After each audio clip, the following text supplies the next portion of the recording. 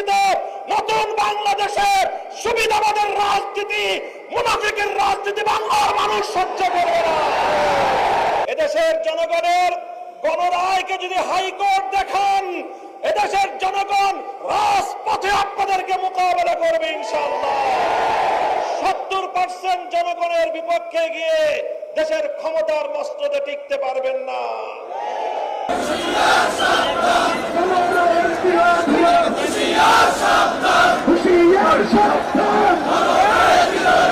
আজকে গণভোট অস্বীকার করা মানে শুধু 70% মানুষের রায় অস্বীকার করা নয়, আবার তারা আওয়ামী লীগের সেই ফেসিবাদী কায়দায় এক ব্যক্তির কাছে সমস্ত ক্ষমতা দিতে চায়।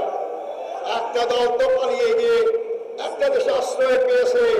জানি না আপনারা যে সেই পরিস্থিতি সৃষ্টি করতে চান, আপনাদের জায়গা কোথায় হবে আমি তা জানি না।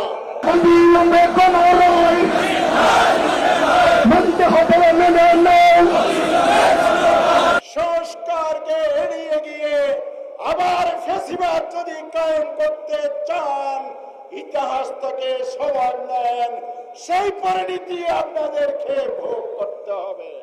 কোন ভোট মানে না চরম ছাড়ের তুষর তরম, কোন রায় মানে না চরম। দেশ পরিচালনা করতে সংবিধান লাগবে, কিন্তু সেই সংবিধান ৭২-এর মুজিববাদী সংবিধান না।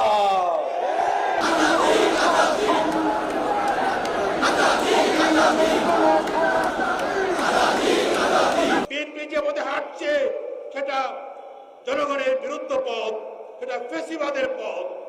আমাদেরকে তার বিরুদ্ধে রুখে দাঁড়াতে হবে, রুখে দাঁড়াবে ইনশাআল্লাহ।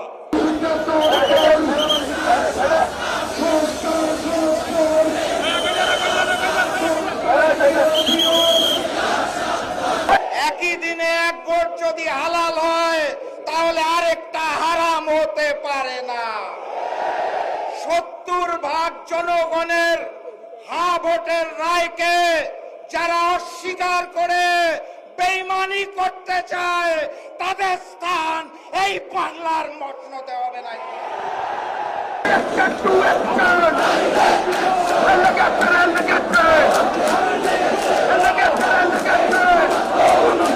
আজকের যুগে যদি কেউ আবার ফ্যাসিস্ট হাসিনা হয়ে উঠতে চান, তাহলে আবু সাইদে মুগ্ধের অনুসারীদেরকে মোকাবেলা করার প্রস্তুতি নিতে হবে। আমরা পরিষ্কার বলতে চাই, গণরায়ের মাধ্যমে যে জন আকাঙ্ক্ষা, এই জন আকাঙ্ক্ষাকে উপেক্ষা করে বাংলাদেশের কোন সরকার পরিচালিত হতে পারে না, পারবে না।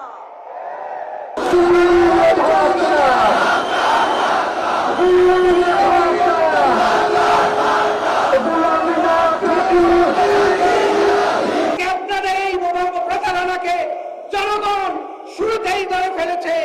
আপনাদের এই প্রচারণা থেকে দেশকে মুক্ত করে আজকের পর থেকে প্রতিবাদের মাধ্যমে আমরা অবশ্যই গণভোটের গণরায় বাস্তবায়ন করব ইনশাআল্লাহ।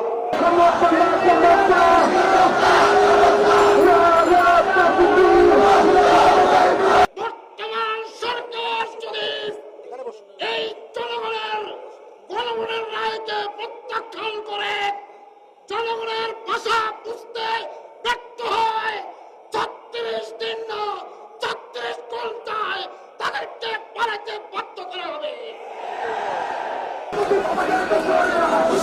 সাবধান